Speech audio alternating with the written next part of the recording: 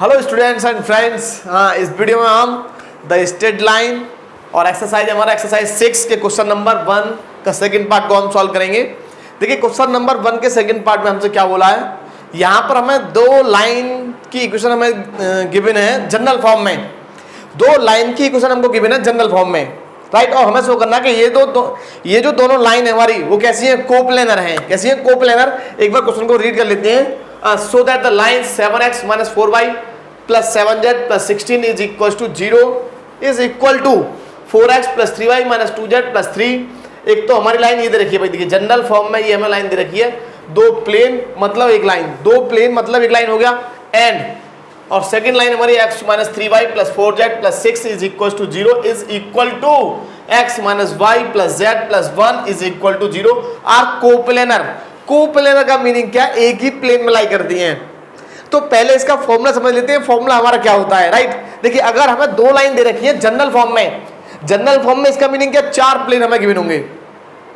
कितने plane given होंगे, चार प्लेन हमको गिवन होंगे, राइट। तो हम ये मान लेते हैं, लेट फर्स्ट लाइन है वाली हमारी a1x plus b1y plus c1z plus d1 is equal to 0। और यहाँ पर हम मान के चलेंगे a2x plus b2y plus c2z plus d2 equal to 0। ये तो है हमारी लाइन 1। क्या है हमारी लाइन 1, राइट। और लाइन 2 की क्वेश्चन हमें गिवन है जनरल फॉर्म में। पहले फॉर्मूला हम लिखने जा रहे हैं, right. a3x plus b3y plus c3z plus d3 is equal to 0 and a4x plus b4y c4z plus d4 is equal to 0। ये है हमारा लाइन 2। क्या है हमारा लाइन 2, राइट। तब हम कैसे शो करेंगे कि ये जो हमारी दोनों लाइन है वो कोप्लेनर है। इसका मीनिंग क्या, एक ही प्लेन में हमारी जो दोनों लाइन है वो लाई कर रही है, राइट। तो given lines will be coplanar.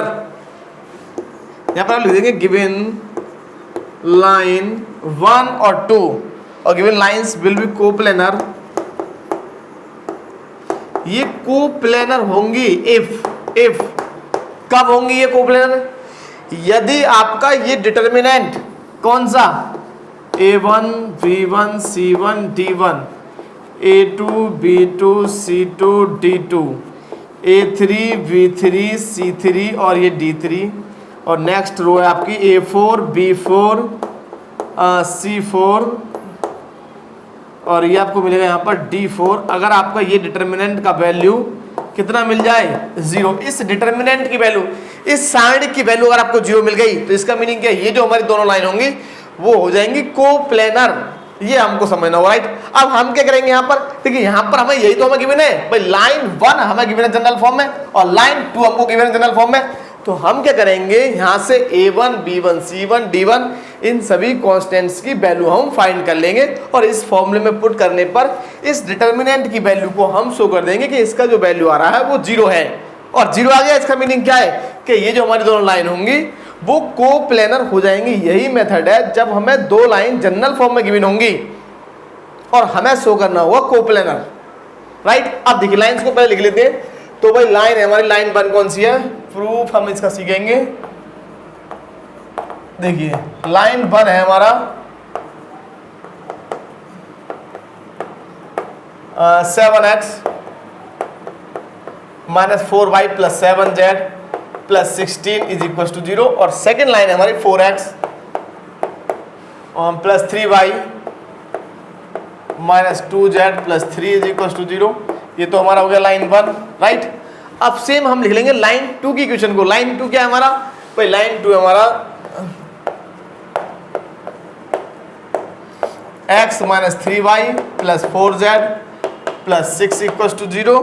और ये हमको गिवन है भाई x minus y plus z plus 1 equal to 0। ये हो गया हमारा लाइन 2, राइट। अब देखिए कंपेयरिंग करने की कोई आवश्यकता नहीं है, इसको आप डायरेक्टली समझ जाइए कि भाई a1 का वैल्यू कितना होगा भाई 7, ये a1 b1 c1 d1 a2 b2 c2 d2 a3 b3 c3 d3, मतलब x y z के जो कोफिशिएंट्स हैं वो हमारे a1 b1 c1 a2 b2 c2 a3 b3 c3 और आएंगे हमारे a4 b4 c4 और ये हमारे हो जाएंगे d1 d2 d3 d4, right.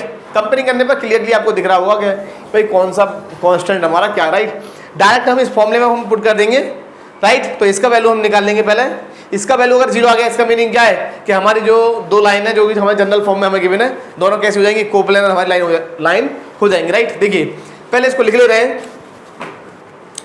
ये आप देखिए इसको पहले आपको क्या करना है, ये लिखना है आपको, फिर इसके बाद ये लिखना है, राइट। फॉर्मूले को आप लिख देंगे वहां पर। अब फॉर्मूले लिखने के बाद फिर आप निकालेंगे इसकी वैल्यू। हम इसकी वैल्यू हम निकालने जा रहे हैं A1 B1 C1 D1 A2 B2 C2 D2 A3 B3 C3 D3 A4 B4 C4 और ये D4, इसका वैल्यू हम निकालने जा रहे हैं। देखिए राइट, तो ये हमारा 7 - 4 7 और ये हमारा 16, तो ये हमारा 4 3 - 2 3, ये हमारा 1 - 3 4 6 और ये हमारा 1 - 1 और ये 1, राइट। इसका वैल्यू हम फाइंड कर लेंगे।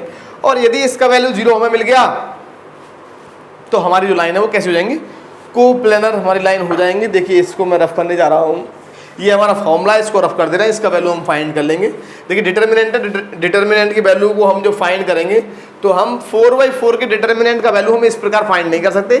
तो हम क्या करेंगे, यहाँ पर लगाएंगे हम ऑपरेशन, एलिमेंट्री ऑपरेशन हम यहाँ पर लगाने वाले हैं, एलिमेंट्री ऑपरेशन, राइट।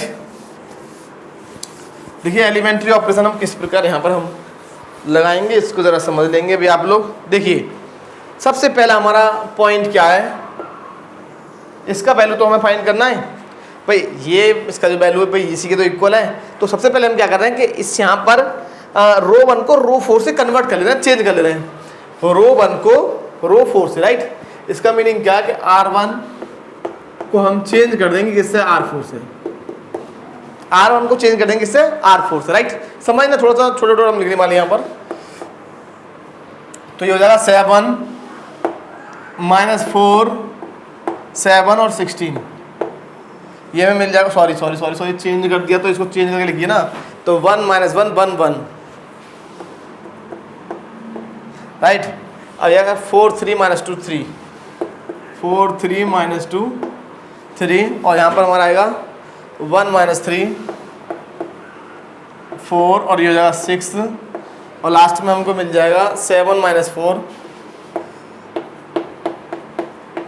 7 और ये हो गया हमारा कितना 16, राइट। ये हमको मिल गया भाई। ठीक है, नेक्स्ट स्टेप क्या होगा, इसकी हेल्प से हम इसको 0 बनाएंगे, इसकी हेल्प से इसको, इसकी हेल्प से इसको। तो हम क्या लिखने वाले हैं यहाँ पर, देखिए यहाँ पर हम लिखेंगे R1 अच्छा इसको यहाँ पर लिखते हैं, ये दिख जाएगा यहाँ पर, एक बार देख लेते हैं दिख जाएगा क्या, नहीं दिखेगा, इसको वाइट को हटाइए। देखिए एक लाइन और हमारा इधर आ जाएगा, देखिए कहाँ पर, एक लाइन हमारा यहाँ पर आ जाएगा, ऑपरेशन में सामने लिख दे रहा हूँ। यहाँ पर हम ऑपरेशन कौन सा लगाने वाले हैं, राइट। यहाँ पर चलो नीचे कर दे रहे हैं, इसको फिर वर्क कर देंगे। तो ऑपरेशन लगाएंगे हम R2 बराबर R2 - 4R1, राइट। और यहाँ पर हम अप्लाई करेंगे R3 replace by R3 - R1। और नेक्स्ट हमारा ऑपरेशन आएगा यहाँ पर कौन सा, R4, यहीं पर लिख दे रहे हैं, R4 को हम किससे रिप्लेस करेंगे, R4 - 7R1। भाई 7R1 हम यहाँ पर माइनस कर देंगे, राइट। तो इसको हम किस प्रकार निकालेंगे, देखिए इसको जरा ध्यान से समझना है। इसके बाद कुछ नहीं है, केवल यही हमारा ऑपरेशन है लास्ट, और जो अच्छा वाला जो ऑपरेशन, राइट। देखिए ये तो हमारा सेम आएगा 1 - 1 1 और 1, राइट। ये तो सेम टू सेम मिलेगा।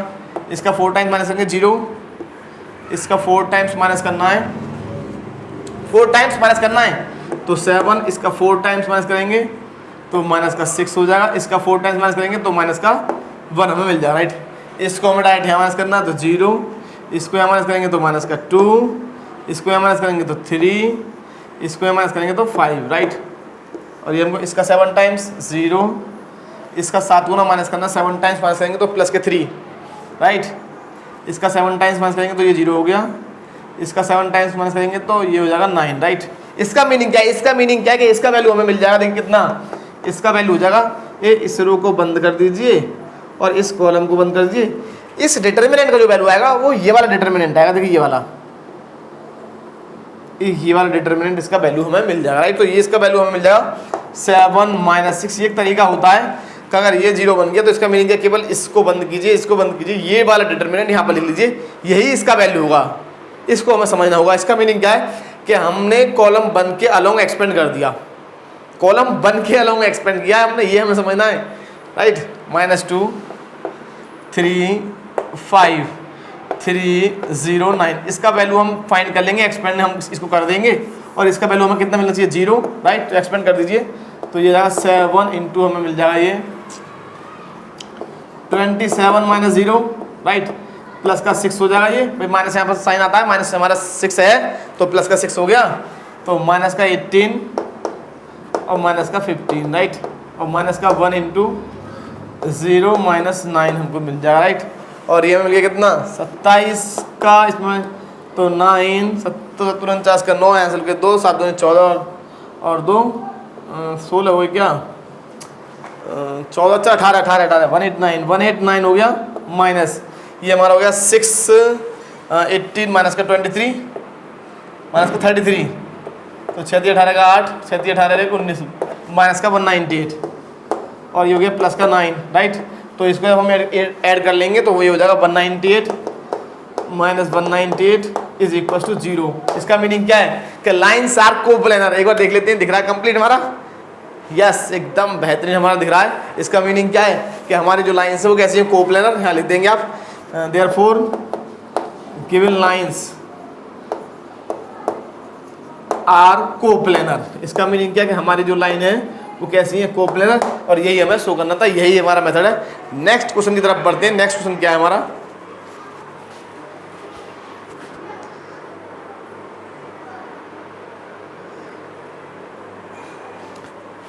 देखिए स्टूडेंट्स, नेक्स्ट हमारा क्वेश्चन है क्वेश्चन नंबर 2 को हम सॉल्व करेंगे। देखिए अगर आप इसके कंप्लीट कंसेप्ट को अगर आप समझना चाहते हैं तो क्वेश्चन नंबर 1 को देखिएगा आप, एक्सरसाइज 6 क्वेश्चन नंबर 1 में हमने कंप्लीट कंसेप्ट जो हमारा उसको हमने समझा, राइट। लेकिन यहाँ पर हम क्या करेंगे, सीधा डायरेक्ट क्वेश्चन की तरफ बढ़ेंगे, कंसेप्ट नहीं सिखाएंगे, सीधा हम बताएंगे कि किस प्रकार हम इस क्वेश्चन को सॉल्व करेंगे, राइट। क्वेश्चन को रीड कर लेते हैं। क्वेश्चन में हमसे क्या बोला, prove that the lines x - 1/2 y - 2/3 z - 3/4 and x - 2/3 y - 3/4 z - 4/5 are coplanar. कैसी हमारी line, coplanar. Find their point of intersection, also find the equation of the plane in which they lie. और हमें उस plane की equation हमें find करनी है जिस प्लेन में ये दोनों प्लेन लाई करते हैं। पहला क्वेश्चन क्या है कि लाइन्स आर कोप्लेनर, दूसरा क्या है find their point of intersection, third क्या है find the equation of plane in which they lie. इसका मीनिंग क्या हुआ कि कोप्लेनर शो करना है। हमने बताया था कि दो लाइन जब भी हमारी इंटरसेक्ट करेंगी वो 100% कोप्लेनर होंगी।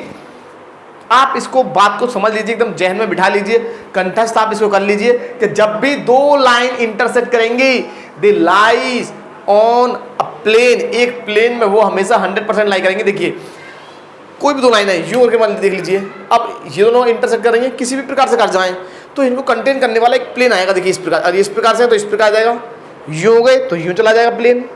अब बोलेंगे यूं कर दीजिए इनको तो यूं चला जाएगा प्लेन। अब आप बोलेंगे कि यूं कर दो इनको यूं तो यूं चला जाएगा प्लेन।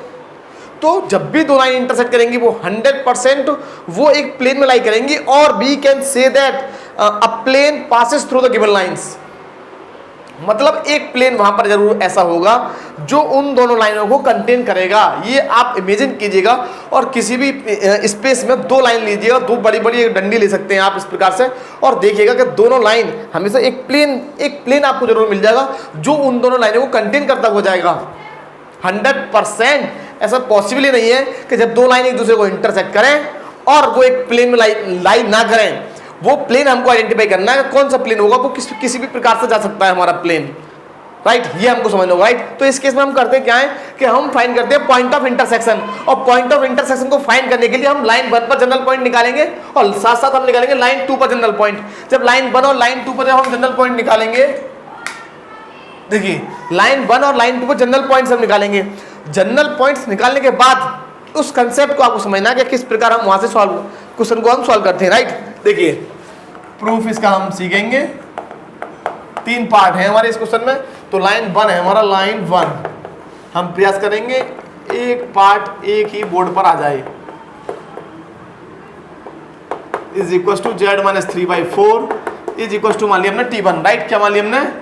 T1 हमने मान लिया ये।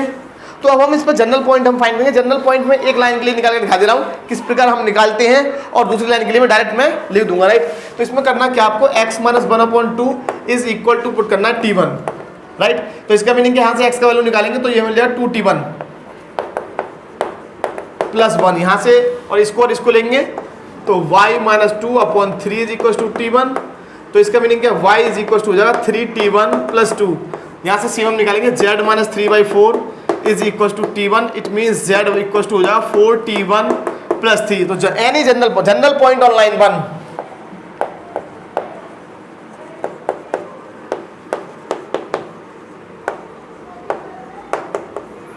इज हमारा आ जाएगा 2T1 plus 1, 2T1 plus 1 comma T1 है ये 3T1 plus 2 comma 4T1 plus 3, right.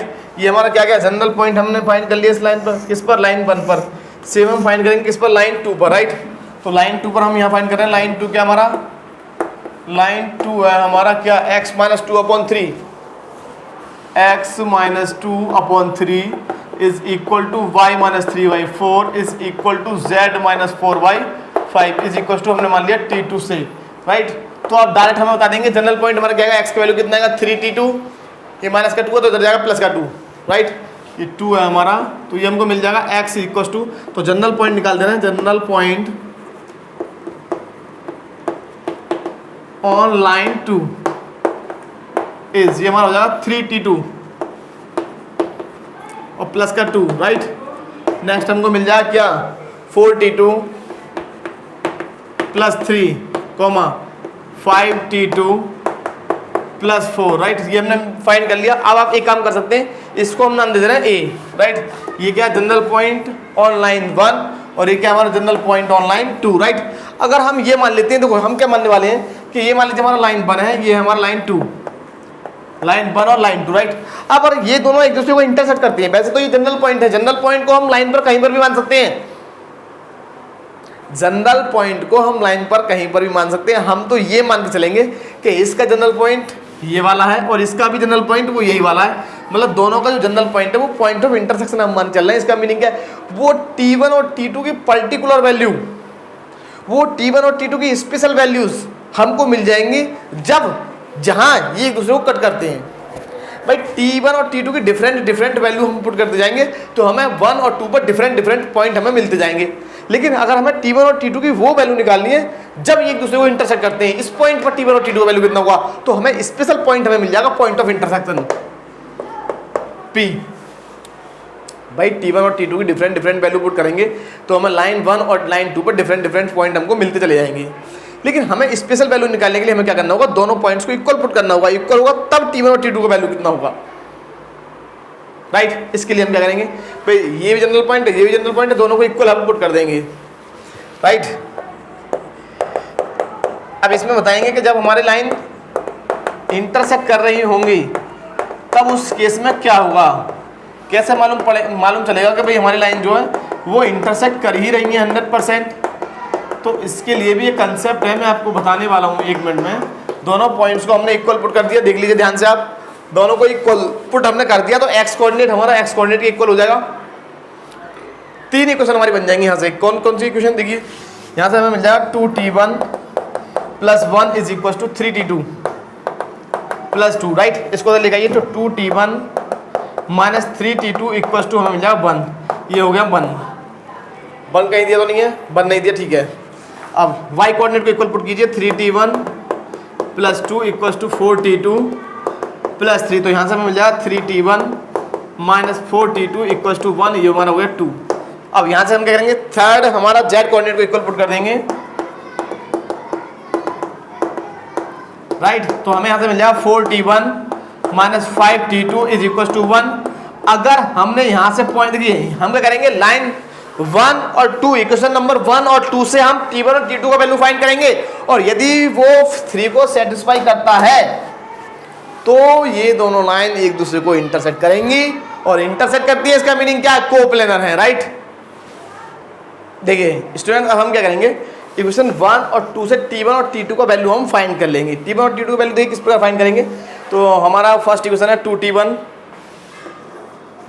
2T1 minus का है 3T2 इज इक्वल टू 1, और ये हमारा 3T1 minus 4T2, 3T1 minus का 4T2 is equal to 1, right. तो हम क्या करेंगे, T1 को कैंसिल कर ले रहे हैं, यहाँ पे T2 कर लीजिए, यहाँ पर 3 से मल्टीप्लाई, यहाँ 4 से, तो ये हमारा हो गया माइनस करने पर माइनस प्लस, और ये माइनस, ये हमारा कैंसिल हो गया, राइट।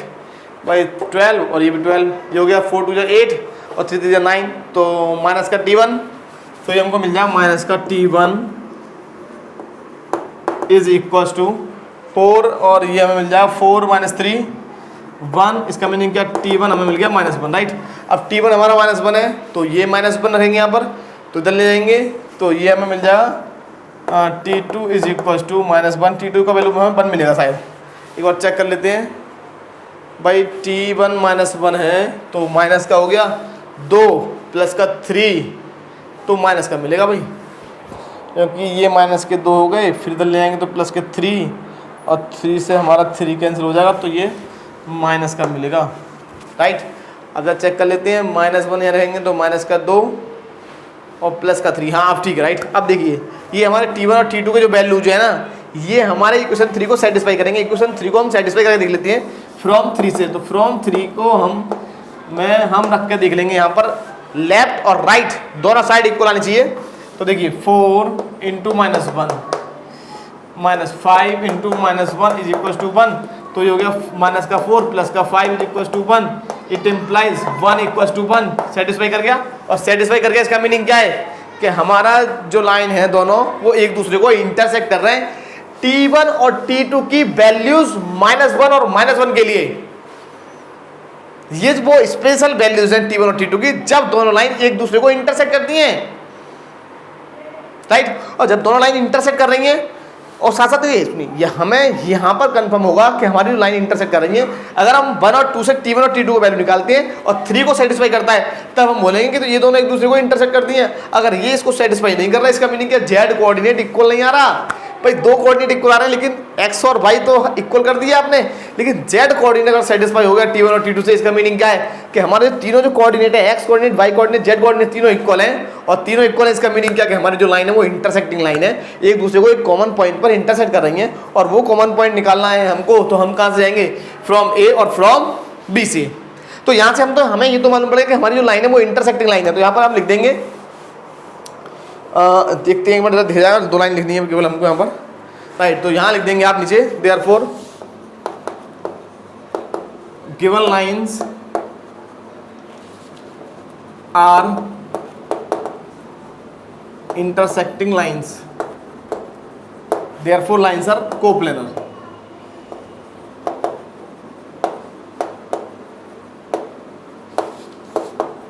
कोप्लेनर, इसका मीनिंग क्या, हमारी जो लाइन है वो कैसे हो गई, कोप्लेनर हो गई। अब देखिए सेकंड पॉइंट क्या हमें निकालना था, पॉइंट ऑफ इंटरसेक्शन। तो पॉइंट ऑफ इंटरसेक्शन निकालने के लिए हम क्या करेंगे, ए और बी में हम रख देंगे, और ए और बी दोनों जो हमारे पॉइंट आएंगे वो सेम आएंगे। किस वैल्यू के लिए, T1 और T2 की वैल्यूज के लिए। इसको थोड़ा सा हमें रफ करना पड़ेगा, यहाँ से रफ कर देना थोड़ा सा, इतना हम रफ कर देना, राइट, बस यहाँ पर हो जाएगा। देखिए फ्रॉम इक्वेशन ए, ये तो ऐसी नाम दे दिया है हमने, फ्रॉम ए।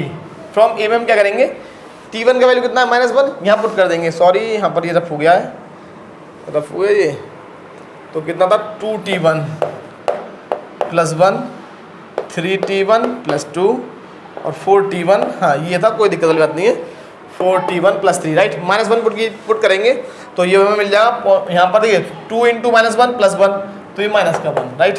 3 × -1 + 2, तो ये -1 हो गया, देख लीजिए एक बार आप। 4 × -1 + 3, ये -1 हो गया, राइट। ये क्या हमारा, ये तो है हमारा पॉइंट P, राइट। और फ्रॉम बी से निकालेंगे हम, फ्रॉम बी में क्या पुट करेंगे भाई, बी हमारा ये रहा, बी में क्या है, बी में हमें T2 का वैल्यू पुट करना पड़ेगा। तो -1 पुट कीजिए, तो -3 + 2 -1, इसका मीनिंग क्या, -4 + 3 -1, और -5 + 1, ये भी हमारा -1। इसका मीनिंग क्या है, एक पॉइंट कॉमन है, इसका मीनिंग क्या, लाइन हमारी इंटरसेक्टिंग है, और यही हमारा क्या है, पॉइंट ऑफ इंटरसेक्शन। तो पॉइंट ऑफ इंटरसेक्शन कितना आ गया,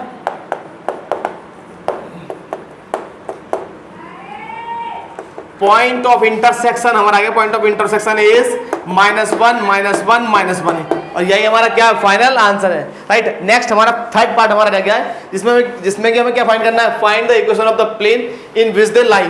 हमें एक प्लेन की इक्वेशन निकालनी है जो दोनों लाइन को कंटेन करता हुआ जाता है, राइट। इसको हम निकालने जा रहे हैं, इसको हम पूरे को हम रफ करने जा रहे हैं, राइट। ये पूरा हमें रफ करना हुआ। देखिए स्टूडेंट्स, नेक्स्ट हमें क्या करना है, हमें निकालना है equation of plane in which they लाई, मतलब हमें एक ऐसा प्लेन हमें फाइंड करना है जो इन दोनों लाइनों को कंटेन करते हुए जाता है। तो इसके पहले मैं फॉर्मूला मैं आपको लिख दे रहा हूँ। देखिए मान लीजिए ये हमारा लाइन 1 है, ये हमारा लाइन 2, राइट। तो इन दोनों प्लेनों को कंटेन करता हुआ प्लेन ये जा रहा है, राइट। तो इसके लिए हमारा फॉर्मूला है, अगर मान लीजिए हमारा लाइन 1 ये है x - alpha upon L1 y - beta upon M1 z - gamma upon N1, line 1। x - alpha dash upon L2 y - beta dash upon M2 और z - gamma dash upon N2, right. Line 1 से पास हो रहा है और line 2 के parallel है, तब भी यही है शायद। और लाइन 1 और लाइन 2 से पास होने वाला जो कंटेंट जो इन दोनों को रखता हुआ जाएगा उस प्लेन का हमारा इक्वेशन हमारा ये होगा, अब जो मैं लिखने वाला हूँ, राइट। और ये फॉर्मूला तब भी हमारा लागू होता है जब लाइन 1 को तो कंटेन करता हुआ जा रहा है और लाइन 2 के पैरेलल है। भाई लाइन 1 को तो लाइन 1 तो इस मान लीजिए ये वाली है, लाइन 1 तो रखता हुआ जा रहा है और लाइन 2 के पैरेलल है, तब भी हमारा यही फॉर्मूला है। और जब दोनों लाइनों को रखता हुआ जाएगा तब भी हमारा यही फॉर्मूला हमारा लगता है। लेकिन समझना ये कि फिर उस केस में हमें ये ध्यान रखना होगा कि इस केस में तो देखिए दोनों लाइनों को रखता हुआ जा रहा है, तो इसमें तो हम किसी के भी सिस्टम को हम यहाँ पर लिख लें, जैसे इसको भी लिख सकते हैं और इनको भी लिख सकते हैं। यहाँ पर फर्स्ट रो में x - alpha y - beta z - gamma. अगर पैरेलल वाला केस होगा तो जिसको रखता हुआ जाएगा, जिस लाइन को कंटेन करता हुआ जाएगा प्लेन, उसका इस सिस्टम को यहाँ पर हमें लिखना होगा फर्स्ट रो में, ये हमें ध्यान रखना होगा। यहाँ पर हमारा आएगा L1 M1 N1 L2 M2 N2, right. ये हमारा फॉर्मूला है, बस निकाल लीजिए इससे। तो हमारा इक्वेशन ऑफ प्लेन क्या आएगा, equation of plane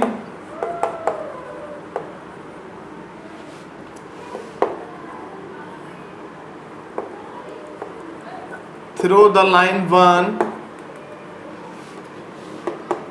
and line 2 is क्या हो जाएगा भाई, हमारा हो जाएगा x - 1 y - 2 z - 3 और यह 2 3 4 5, राइट। इसको यहाँ पर हम सॉल्व कर लेंगे तो ये हमें मिल जाएगा, एक्सपेंड कर देंगे इसको हम, x - 1 into 15 - 16 minus y - 2 into हमें मिलेगा 10 - 12 प्लस z - 3 और ये हमें मिल जाएगा 8 - 9, राइट। अब देखिए ये हमें मिल गया कितना -1, तो -x - 1 ये हमें -2 मिल गया, मतलब प्लस का 2y - 2 और ये हमें माइनस का 1 और ये हो गया z - 3 = 0। तो क्रॉस मल्टीप्लाई आप कर लेंगे, सॉरी मल्टीप्लाई हम इनकी कर लेंगे, क्रॉस नहीं, सिंपल मल्टीप्लाई हमको करना होगा। तो ये हमें मिल जाएगा माइनस का x प्लस का 1 प्लस का 2y माइनस का 4 माइनस का z प्लस का 3 = 0। तो ये हमें मिल जाएगा -x plus 2y minus z और ये हमारा हो गया 0, राइट। तो ये हमें मिल जाएगा x - 2y प्लस का z = 0 जब हम यहाँ से माइनस साइन हम कॉमन ले लेंगे। तो एक बार आंसर को चेक कर लेते हैं, क्या हमारा आंसर यही है, क्वेश्चन नंबर है हमारा ये 2,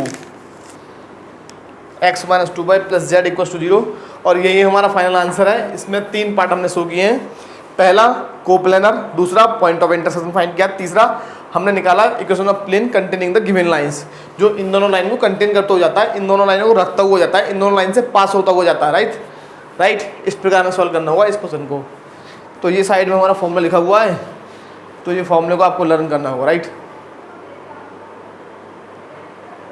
देखिए क्वेश्चन नंबर 3 और क्वेश्चन नंबर 4 हमारे सेम है, उन दोनों क्वेश्चनों को मैं सॉल्व नहीं कराऊंगा, सेम टू सेम एकदम। हमें उसमें सेम शो करना है कि कोप्लेनर शो करना है या फिर पॉइंट ऑफ इंटरसेक्शन फाइंड करनी है, राइट। तो क्वेश्चन नंबर 3 और 4 को आप खुद से सॉल्व कर सकते हैं। कृष्ण प्रकाशन की बुक हम यहाँ पढ़ रहे हैं, कंसेप्ट हमने दे दिया, एक क्वेश्चन हमने करा दिया, इससे पहले भी हमने एक क्वेश्चन कर दिया था जिसमें कि हमें क्या फाइंड करना था, हमें फाइंड करना था पॉइंट ऑफ इंटरसेक्शन, साथ साथ हमें शो करना था कोप्लेनर है, और थर्ड हमें शो करना था प्लेन की इक्वेशन हमें फाइंड करनी थी जो दोनों लाइनों को कंटेन करता हुआ जाए, राइट। अब आगे हम पढ़ेंगे क्वेश्चन नंबर 5 से।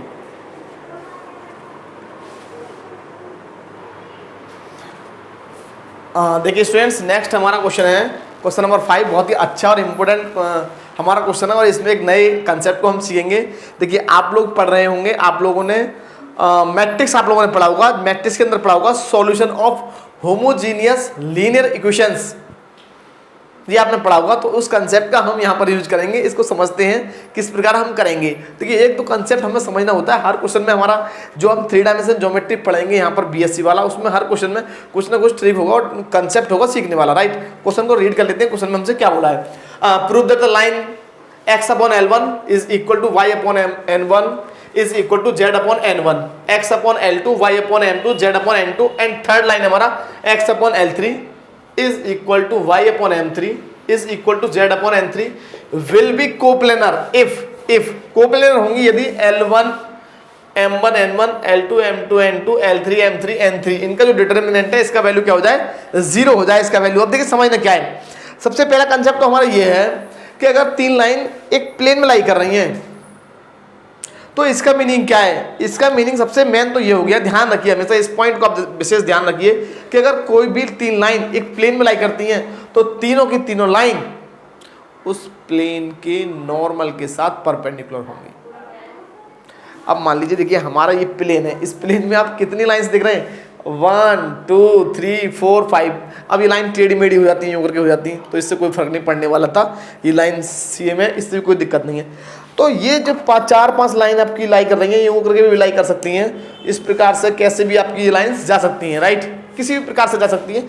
तो ये हमेशा इस नॉर्मल के साथ, प्लेन के नॉर्मल के साथ परपेंडिकुलर होंगी।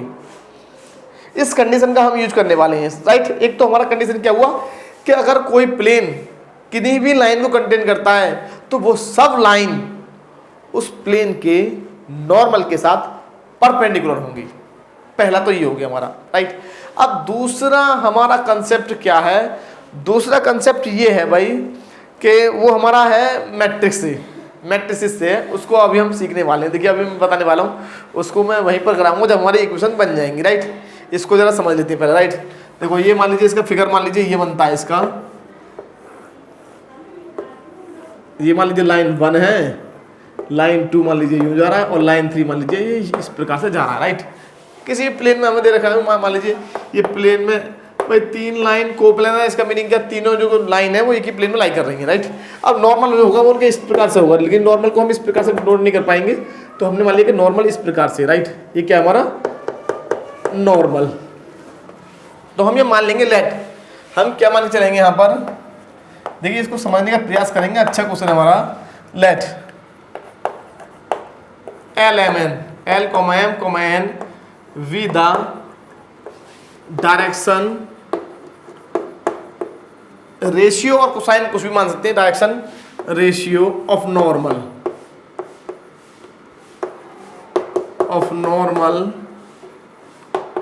द प्लेन,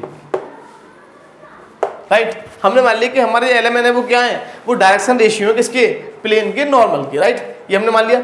अब हम जानते हैं कि प्लेन का जो नॉर्मल है वो लाइन के साथ परपेंडिकुलर होगा, तीनों लाइन के साथ। तो इसका मीनिंग क्या होगा कि हमारा एल, राइट, हमने मान लिया। तो हम यहाँ लिख देंगे since normal is perpendicular to the given lines, क्योंकि लाइंस पर परपेंडिकुलर होगा ना भाई, क्योंकि ये हमारा जो तीनों लाइन है वो प्लेन में लाई कर रही हैं, और प्लेन में लाई कर रही हैं तो हमारा जो नॉर्मल होगा वो परपेंडिकुलर होगा किस पर, लाइंस पर, राइट। तो इसका मीनिंग क्या है कि AL plus VM plus CN हमारा 0 होगा।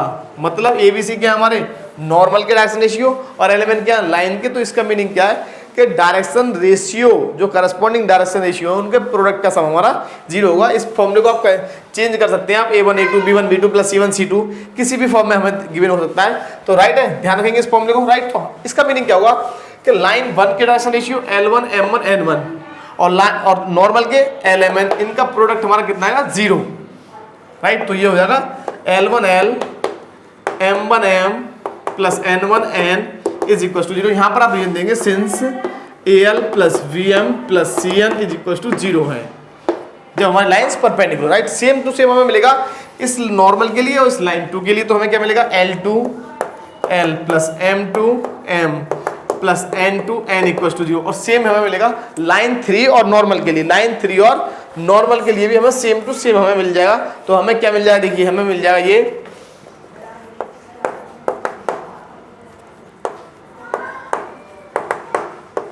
N3 equal to 0, right.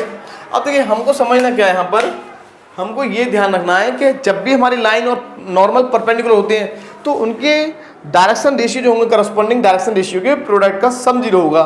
मतलब L into L1 M into M1 N into N1, ये हमारा 0 हो गया। सेम लाइन 2 के लिए, सेम हमारा लाइन 3 के लिए ये 0 हो गया, राइट। तो ये हमारा equation number 1, equation number 2, equation number 3 है, राइट। ये हमने पता कर लिया। जब हमारी तीनों लाइन कोप्लेनर है तो ये कंडीशन हमारी होगी, राइट। अब सेकंड कंडीशन क्या है हमारा, कि क्या किसी लाइन के डायरेक्शन रेशियो 0 0 0 हो सकते हैं? क्या किसी लाइन के डायरेक्शन, कोसाइन और रेशियो 0 0 0 हो सकते हैं? It is possible. ये संभव नहीं है, ध्यान रखिए, ये कभी भी संभव नहीं है कि किसी भी लाइन के, मान लीजिए कोई लाइन है इस 3 डायमेंशनल स्पेस में, तो ये कभी भी संभव नहीं है कि इस लाइन के डायरेक्शन रेशियो 0 0 और 0 हो। तीनों डायरेक्शन रेशियो कभी भी 0 नहीं हो सकते। इस पॉइंट को एकदम रट लीजिए, माइंड में, जहन में बिठा लीजिए। किस प्रकार आता है फॉर्मूला, मैं फॉर्मूला जनरेट करना सिखा रहा हूं आप लोगों को, इसको समझ लीजिए आप, राइट। अब इसका मीनिंग क्या हुआ, कि स्पेस में कभी भी 3 डायमेंशनल स्पेस में किसी लाइन के डायरेक्शन रेशियो जो तीनों होंगे वो कभी भी 0 नहीं हो सकते, कभी भी 0 नहीं हो सकते। कभी भी आप देख लीजिए भाई, तीनों 0, इसका मीनिंग क्या है भाई, तीनों 0 है तो इसका मीनिंग ये हो गया कि वो एक ऐसी लाइन हमें मिलेगी जो तीनों पे परपेंडिकुलर होगी। लेकिन तीनों पे परपेंडिकुलर लाइन हमें कभी मिल ही नहीं सकती भाई। ऐसी लाइन जो तीनों को भाई तीनों पे परपेंडिकुलर होगी, तभी तो हमारा cos 90, L कितना होगा cos 90, M कितना होगा cos 90, N कितना होगा cos 90, तभी तो तीनों 0 होंगे, LMN। और कोई भी लाइन तीनों कोऑर्डिनेट एक्सिस पर परपेंडिकुलर नहीं हो सकती, किन्हीं भी एक पर होगी, 2 पर हो सकती है, लेकिन तीनों पर नहीं हो सकती। आप कोई लाइन ऐसी बना ही नहीं सकते जो तीनों कोऑर्डिनेट एक्सिस के साथ परपेंडिकुलर हो। ऐसी कोई लाइन नहीं है जो तीनों एक्सिस पर 90 डिग्री का एंगल बनाए, तीनों के साथ। 2 के साथ तो बना सकती है, ऐसे ये लाइन जो है, ये लाइन इसके साथ और इसके साथ 90 का एंगल बनाती है, 2 के साथ तो बना सकती है, लेकिन तीनों के साथ 90 डिग्री का एंगल बनाने वाली अभी तक हमने कोई लाइन नहीं पढ़ी, राइट। इसका मीनिंग क्या है कि इसका जो सॉल्यूशन होगा, इसका मीनिंग क्या है, LMN जो है वो क्या है, नॉर्मल के डायरेक्शन रेशियो। इसका मीनिंग क्या है कि LMN की जो वैल्यू होगी वो नॉन जीरो होगी, नंबर 1। अब आपने मैट्रिक्स में पढ़ा था सॉल्यूशन ऑफ होमोजीनियस की बात कर रहे हैं, homogeneous equation in homogeneous linear equations in 3 variables में। तो आपने क्या पढ़ा था वहाँ पर, मैं आपको बता दूँ, यहाँ पर याद दिला दूँ आपको। इस प्रकार से आपको गिवन होता था a1x plus b1y plus c1z a2x plus b2y plus c2z equal to 0। और यहाँ पर हमको गिवन होता था a3x plus b3y plus c3z equal to 0, right. तो ये 3 लाइन है हमारी। अगर इनका नॉन जीरो सॉल्यूशन है तो इसका मीनिंग क्या है कि a1 v1 c1 a2 b2 c2 a3 b3 c3 इसका वैल्यू 0 होगा।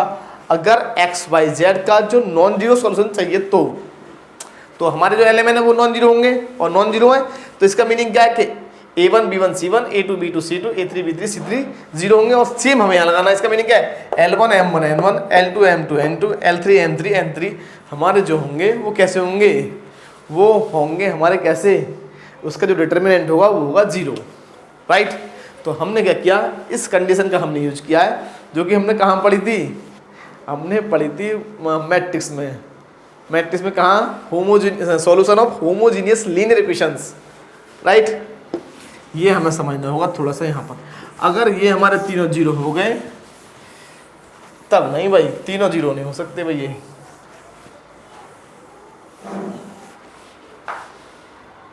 राइट। ये हमको समझना होगा, ये हमारा महत्वपूर्ण बिंदु है। देखिए इसका मीनिंग क्या हो गया, इसका मीनिंग ये हो गया देयरफॉर, भाई मैट्रिक्स हम समझ गए, देयरफॉर यहाँ से एलिमिनेट कर देंगे from first second and third से, from first second and third. किसको एलिमिनेट कर देंगे हम? एल एम और एन को एलिमिनेट कर देंगे, एलिमिनेटिंग एल एम एन। और एल एम एन कब एलिमिनेट होंगे? जब इसका डिटर्मिनेंट जीरो होगा, क्योंकि एल एम एन का जो वैल्यू होगा वो नॉन जीरो होगा, राइट। ये हमें समझना होगा, eliminating L M N from first second and third, right. तो हमें ये मिल जाएगा L1 M1 N1, L2 M2 N2, L3 M3 N3। इसका जो वैल्यू होगा वो जीरो होगा, राइट। अब ये आप समझ गए क्यों होगा, क्योंकि हमें एलिमेंट की नॉन जीरो वैल्यू चाहिए और नॉन जीरो चाहिए, तो इसका मीनिंग क्या है कि हमारा ये जो डिटर्मिनेंट होगा ये जीरो होगा, ये हमको समझना होगा। अभी तक हमने ये नहीं पढ़ा कि किसी भी लाइन के डायरेक्शन रेशियो जो है 0 0 0 होंगे, नॉन जीरो हो सकते हैं, तो कोई भी एक को नॉन जीरो होना पड़ेगा, क्योंकि हमने कभी भी ये नहीं सोचा कि दो लाइनें हैं। देखिए, दो लाइन पर परपेंडिकुलर लाइन तो इस प्रकार मिल जाएगी, लेकिन तीन लाइन और तीनों के तीनों परपेंडिकुलर, तीन लाइन है एक्स वाई जेड, तीनों के तीनों परपेंडिकुलर है, तो हमें एक ऐसी लाइन चाहिए जो इन तीनों परपेंडिकुलर लाइन पर भी परपेंडिकुलर हो, तो ऐसी लाइन हमें मिलेगी नहीं। अब नहीं मिलेगी, इसका मीनिंग क्या है कि एलिमेंट जो होंगे वो नॉन जीरो होंगे, और नॉन जीरो होंगे तो हम गए हैं कहाँ पर? हम गए हैं solution of homogeneous linear equation in 3 variable. तो इसका मीनिंग क्या है कि इनका जो डिटर्मिनेंट आएगा वो जीरो आएगा। इस प्रकार हमें इस क्वेश्चन को सॉल्व करना होगा, यही हमारा आंसर है। इसका मीनिंग क्या है? जब कोप्लेनर होंगे तो ऐसा होगा और ऐसा होगा, तो हमें मिल जाएगा, राइट।